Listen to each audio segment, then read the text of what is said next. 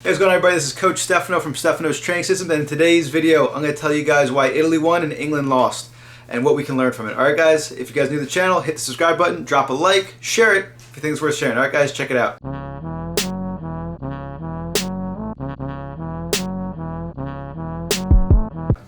So I know some of you guys might be die-hard England fans, and what I might say next might trigger you, but okay, so going into the game, England scores in the first 2 minutes of the game. And what ends up happening sometimes is, in a big game like that, if you score too early, you end up stop playing and you just seek to keep your lead, right? You're up 1-0, you don't want to just hold on to that. And if we draw a comparison to Argentina versus Brazil, Argentina also scored early on in their game, but they were able to hold on to the lead. Why? Because they never allowed Brazil to gain a rhythm during the game. And a rhythm meaning confidence on the ball, time on the ball, right? Every single time Brazil went to try to cross the halfway line, they fouled the guy. And you might be saying, oh, but that's dirty, that's cheap soccer, you play like that, that's for, you know, X, Y, and Z, right? I got news for you guys.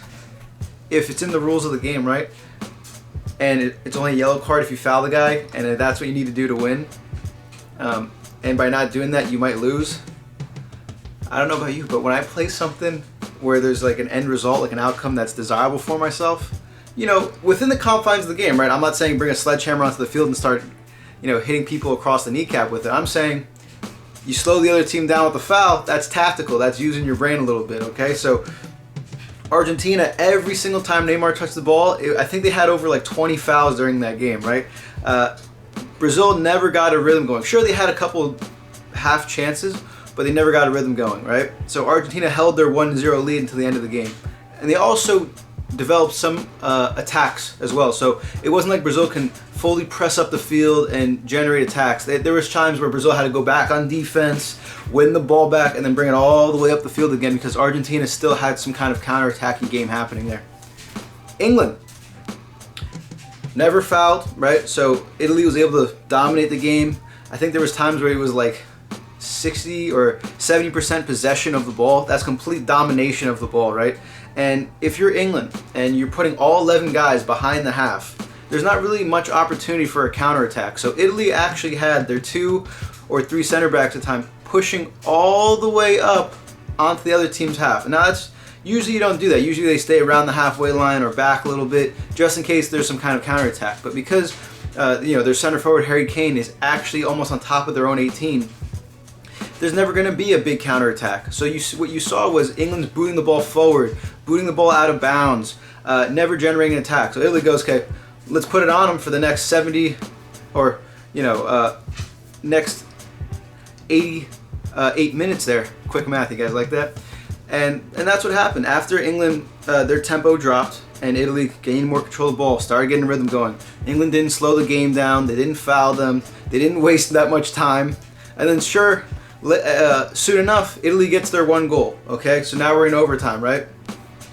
But because for the majority of the game, England wasn't playing soccer, for them to have lost all the momentum and then gain it back was very difficult. And sure, yeah, they had chances. They should have started my man Grealish. He would have helped them at least generate and sustain the ball on the other team's half for longer. That guy Southgate, he made a couple really bad decisions in that game, so that's another reason why England lost. But the overall conclusion, I would say, is you got to be a little bit more playing with gameness, meaning you're trying to win, even if it's a little bit bending the rules. Like for example, I know this is a trigger warning here. When Chiellini fouled, was that Xhaka on the potential breakaway? A lot of people were freaking out about it, right? He gets the yellow card, and England never got to see that attack out, right? And you might go and say, that's cheap, that's cheating. I think there's even a petition right now that has over 100,000 signatures to replay the final. Guess what, guys? They're not going to do that. You know why? Because the game's done. You try to win the game during the game by any means necessary within the confines of the game, right? Again, don't use weapons to hit people. But yeah, if you could slide tackle a guy or rip the guy's shirt a little bit to foul him, that might be ideal in some situations, like we saw in the game. So England couldn't win because they, 1, didn't keep sustaining attacks, and 2, they're not. They play like too straight up, like too nice. Okay, nice guys never win, or nice guys always finish last. In this case, they finish second. Okay, guys. So again, if you guys are new to the channel, hit the subscribe button, drop a like, share it if you guys think worth sharing. Keep it real, keep it simple. What is world cannot be threatened. In the world, but not of it. All right, guys. Peace.